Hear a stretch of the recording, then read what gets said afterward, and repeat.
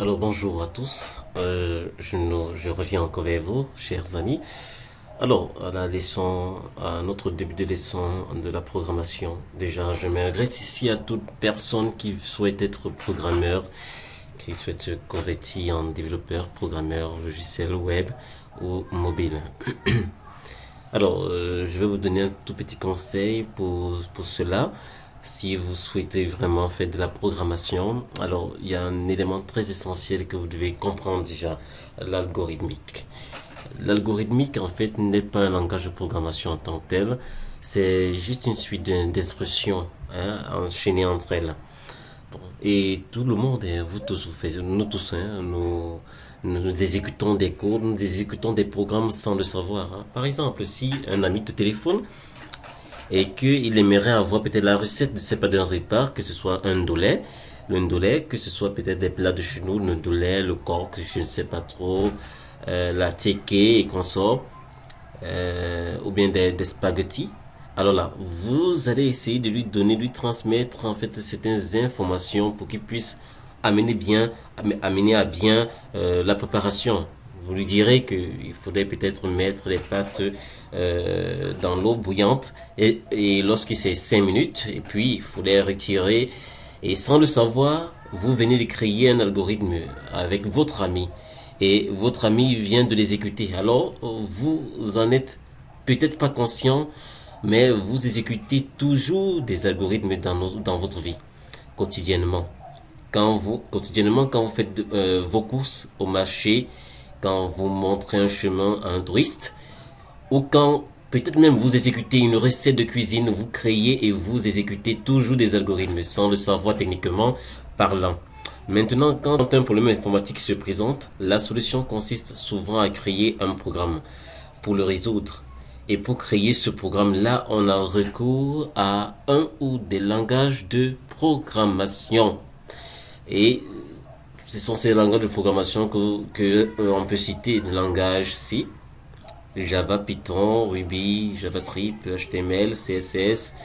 Et pour ceux-là qui sont mes étudiants au CMPJ, je pense qu'on va voir le langage PHP, Java sous Android Studio. On va voir aussi MySQL, SQL. On va voir aussi HTML et CSS. Alors, pour le Java langage C, nous verrons ça pour l'année prochaine. Oh, bon, en revenant à nos moutons. Donc, ici, le problème à traiter comme le domaine du web. Donc, le langage de programmation, ça dépend au problème à traiter. Donc, ça dépend du programmeur, ça dépend de ce que vous voulez faire avec le programme. Si c'est dans un domaine du web, dans un domaine du logiciel desktop, ou bien dans un domaine, par exemple, du mobile. Et là, ça dépend de vous. Et la thématique peut aussi être influencée sur le langage adopté, comme par exemple comme par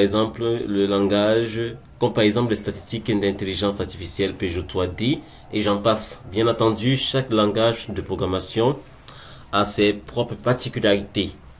Mais le plus important, c'est qu'il a sa propre syntaxe. Alors, on peut dire qu'il y a autant de syntaxes que de langages, bien qu'il existe des langages qui sont inspirés les uns des autres. Et dans la syntaxe, ça reste relativement proche. Cependant, le point commun entre les langages de programmation et la logique de la programmation elle-même, cette logique s'appelle l'algorithme. Par conséquent, la première discipline qu'un futur programmeur doit apprendre est l'algorithmite. Et l'algorithmite ici, autrement dit, il doit comprendre comment diviser un grand problème en une suite d'opérations moins grandes, elles-mêmes divisées en instructions. Un algorithme est indépendant de tout engagement de programmation. Il ne s'agit pas d'un code que l'on soumettra à l'ordinateur pour l'exécuter, mais il s'agit plutôt d'une esquisse ou d'un schéma détaillé des opérations qu'il faut entamer afin de mener à bien la solution du problème posé.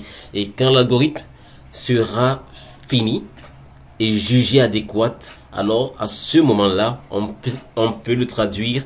On a un vrai programme à l'aide d'un langage de programmation pour qu'il soit exécuté par la machine. Donc, un algorithme ne s'écrit pas forcément sur un ordinateur, mais on peut l'écrire sur du papier, comme une ébauche d'un futur programme. Il n'existe pas de méthode ou de syntaxe rigoureuse pour représenter un algorithme. On peut donc l'écrire comme bon nous semble. Néanmoins, de méthodes sont standardisées, à savoir l'écriture se forme d'organigrammes et de pseudocodes. Le programme prendra fin soit en empruntant le chemin de droite ou bien le chemin de gauche. Mais ce qui est sûr, c'est que on ne peut jamais prendre les deux chemins simultanément avec un pseudo-code. L'algorithme ressemblera à ceci. Il s'agit d'un ensemble de lignes qui décrivent la solution au problème posé. Donc, chers amis, c'est autant de choses que vous deviez savoir. Et savoir que l'algorithme, c'est juste une logique informatique, juste une logique qui te prépare en fait à mieux adapter, à mieux comprendre un système de programmation, à mieux comprendre comment la machine va s'exécuter, comment le code va s'exécuter, comment lorsqu'on va créer un programme à partir d'un problème, comment la machine va le résoudre. Donc, comme je vous disais tantôt au programme, au cours, ne vous figez pas uniquement sur la programmation proprement dite, mais écoutez, c'est la logique, parce que on sait bien que chaque langage de programmation a sa syntaxe, sa notation. Hein? Chaque langage de programmation a sa manière de débuter, a sa manière de finir. Mais tous ces langages de programmation ont une même logique, la logique qui est l'algorithmique ici. Donc voilà pourquoi j'aimerais vous parler vraiment de ce cours. Vraiment à toutes ces personnes qui souhaitent vraiment apprendre des systèmes de programmation, je vous dirais de commencer tout d'abord par le langage pas l'algorithmique en fait, pas l'algorithmique, parce que l'algorithme c'est la base de la programmation. En fait, c'est la suite, c'est la logique de la programmation. Elle vous explique en fin de compte comment vous devez procéder pour pouvoir exécuter d'un programme qui quitte d'un problème à une préparation de traitement, à un traitement et à une édition de résultats. Alors, j'espère que vous avez bien écouté cette vidéo. Alors, on se dit pour des prochaines vidéos prochaines. Et je vous souhaite la bienvenue au CNPJ qui est derrière la mairie de Douala 3e au Cameroun. Donc, je donne moi-même personnellement cours de ce côté. Alors, je vous dis à la prochaine pour les prochains tutos. Merci.